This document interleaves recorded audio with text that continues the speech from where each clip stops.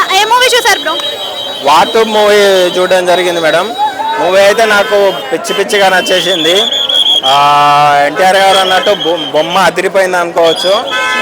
సినిమాలో plus points వచ్చేసి introduction scene, action scene, plus dance and interval bang. And ఇంకొకటి చెప్పాలంటే రీసెంట్ టైంలో నేను చూసిన one of the best climax అయితే చెప్పచ్చు.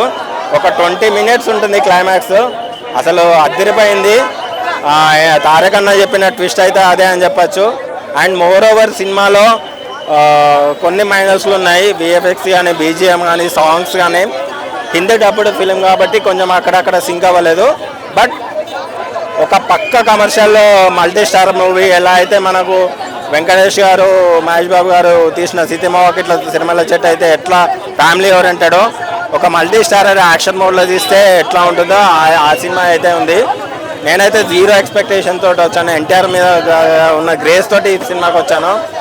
దేవరకైతే ఎట్లా సాటిస్ఫాక్షన్ చేశాడో, దేవర తర్వాత అంతే ఫుల్ ఫ్లెడ్జ్గా మంచి కంబ్యాక్ ఇచ్చాడు. రితిక్ రోషన్ కట్అవుట్ ముందు మన ఎన్టీఆర్ కట్అవుట్ కనిపించలేదు అని అంటున్నారు కదా, మీరేమంటారు దానికి? అది చూసే వాళ్ళ ప్రాస్పెక్టివ్ మరి ఎట్లా ఉంటుందో తెలియదు. కానీ నాకైతే సినిమాటిక్ ప్రకారం అయితే ఎవరు హీరో కాదు, ఎవరు విలన్ కాదు. నాకు కూడా అదే భయం ఉండే సినిమాకు వచ్చే ముందు. బాలీవుడ్ ఫిలిం కదా, ఎన్టీఆర్ని ఎక్కడైనా తక్కువ చేస్తాడేమో, లేదంటే ఒక హాఫ్ అన్ అవరే ఉంటాడేమో, స్క్రీన్ ప్రెజెన్స్ చాలా తక్కువ ఉంటుందేమో అని అనుకున్నాను.